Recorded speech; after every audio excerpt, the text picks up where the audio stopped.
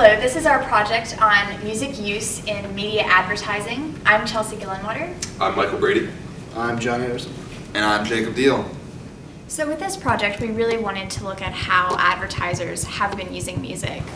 Over the past 30 years, advertisers have really been using music a lot more than in the past. And a lot of ads use needle drop music, which is really generic, kind of made for advertising. But we wanted to look at how popular music is being used and how advertisers are kind of using different genres to appeal to different demographics. Are there dominant patterns in the genres that are used, or are genres sort of associated with different products? So we really just wanted to look at specifically how advertisers were using this popular music in their commercials. And for the sample size that we did on that, we chose to do 1,000 songs in commercials through the years of 2007 to 2013. This would give us the most recent and up-to-date version for the data that we'll be using. Some of the areas that we were coding for were the genre of music used, whether there was a male vocalist present, the female vocalist present, if there was actor dialogue, if there was a voiceover in the commercial, as well as the product type and the size of the company. For this content analysis, we developed 9 hypotheses based on what we thought would happen with music and television commercials. For the first one, we have rock music will be more prevalent than any other genre. We predicted this mainly off of our own experiences with seeing commercials, how rock music is very common within commercials. So that was our first hypothesis. Our second was the song genre used in television advertisements will vary depending on the type of product used. And this included subcategories. For example, electronic music will be used in technology commercials more than any other product type. Or that hip-hop or rap music will be more common in beverage commercials, such either soda or alcoholic commercials. And the last subcategory we had, going back to rock music, was that we predicted that rock music would be most prevalent in transportation commercials than any other category. For our third hypothesis, we predicted that newer songs will be more prevalent than older songs in all product advertisement categories. We stated this just because, for the fact that we thought that these newer songs would be more enticing to these companies to want to use them, you know, which, I don't know, that just seemed like a good idea at the time. And for our fourth hypothesis, it was kind of a split category. It dealt on like audio. Like a majority of commercials would use either actor dialogue or voiceovers. If you go and look at commercials, you would think most commercials would be kind of awkward if they didn't have one of these two key components. So that's why we chose those. Right.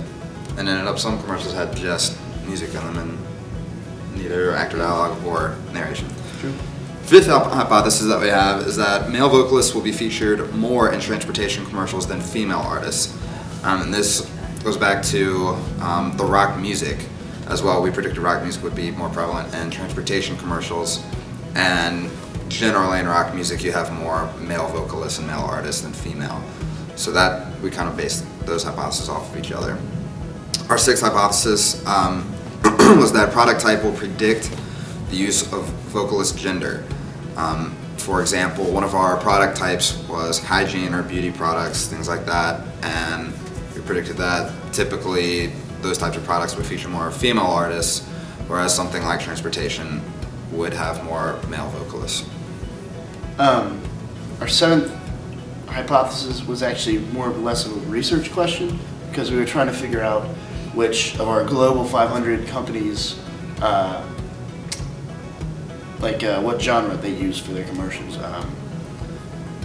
We just thought it would be interesting to figure out, hey, like what do these big companies like to use for their commercials? So our eighth hypothesis was transportation commercials would be more popular than other product types, just for the fact that I guess everybody wants to try to sell cars, and I guess if you watched an hour of television, the most commercials you would probably see are transportation. So we wanted to see what type of music those commercials used and why they were the most popular.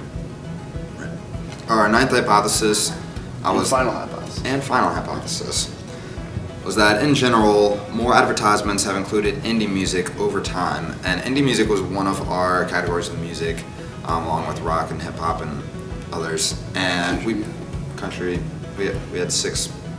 had eight music types, and we predicted that indie music would be more prevalent later in the years of the commercials that we would be testing. Like as in it'd being used more over time, like right, progressively. Right, so that it would be continually getting more and more popularly used in commercials. So for our first hypothesis, we were looking at how prevalent rock music was in all of the commercials that we looked at. And we found that it was the most prominent genre with 25.34%. But that was really close to pop and indie music, which altogether they made up about 70% of the genres that we saw, which was kind of surprising, especially because we have really popular music genres like country and hip hop that just were really not used in commercials. So it seems like indie, pop, and rock are all sort of these broad demographic categories that advertisers can use to appeal to a really wide range of audiences. And for our second hypothesis, it stated that song genre used in television advertisements will vary depending on the type of product advertised. Within that, we have three subcategories. The first being electronic music will be most predominant in technology commercials. Hip-hop and rap music will be used in beverage commercials, and rock music will be used in transportation commercials more than any other product type. The first subcategory of electronic music used in technology was not supported. There was a smaller percentage than we had expected. Through hip-hop and rap music, we thought that would be most predominant through beverage commercials, particularly the alcoholic sector. Unfortunately, that was not supported either. We had found that it was fairly diverse through rock music, indie music, as well as hip-hop and rap.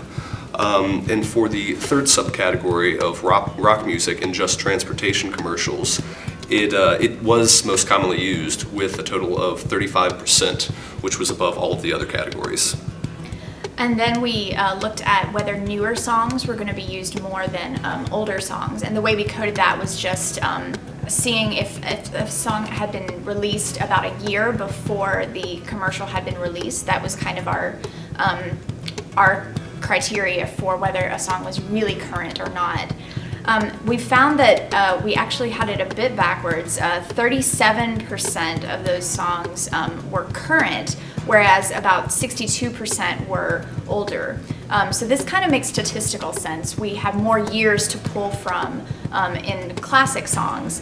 And we kind of suspected that a lot of companies probably don't necessarily have the funds to license super current songs, and they really just want to appeal to maybe a nostalgia factor for people who remember older songs. And again, those songs are probably not quite as expensive to use in commercials, but that would require further research that we hope other people will begin to explore. And for our fourth hypothesis, we had it broken down into two categories as well. The first one being a majority of commercials will use actor dialogue, and as well a majority of commercials will use voiceover. Though we're studying the music and genres used in certain product categories for commercials, we knew that in addition to that, it would be very prevalent that there would be actor dialogue as well as the voiceovers to give more information about the product. It only showed that 24% of the commercials we surveyed used actor dialogue, which was not as high of a number as we were expecting. But for the voiceovers, 69% of our commercials used a voiceover throughout the commercial to explain more about the product. So the second part of our fourth hypothesis was supported. We found for hypothesis number 5 that a majority of transportation commercials featured no female vocalists, about 70%, and male vocalists were heavily used, about 62%. Therefore, H5 was confirmed. For our sixth hypothesis, it also held true. Female vocalists were featured most in commercials for hygiene and beauty or medicine products, as well as for clothing and apparel, for example, JCPenney commercials. So that held true, that what we predicted, so that was confirmed. And for the seventh hypothesis, I'm trying to find it, Jacob. We'll cut. Sorry, I get the wandering. It's not labeled. It's the We Found That Rock. That's the 7th one. Okay. Fortune You guys 500. just need to go back to the exact position you were before you said cut, Yeah. and then go from there.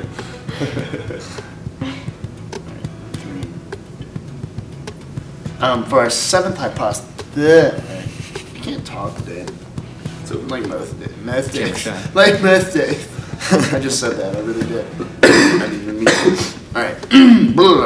How now, brown cow?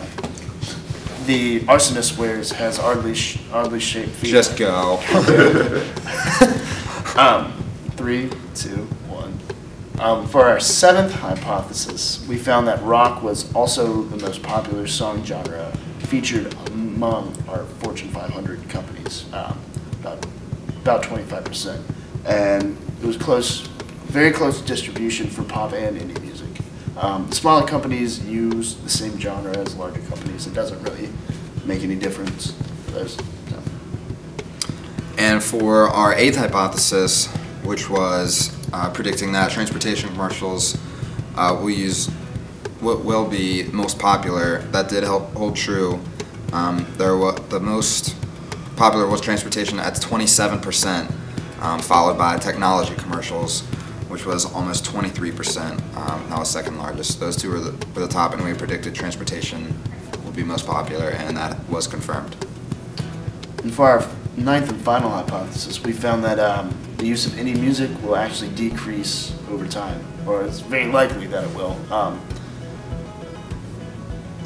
We originally predicted that it will become more prominent, but our research showed that it decreased negatively, or it just decreased. Had a over negative time. correlation. Yeah, had a negative. Yeah.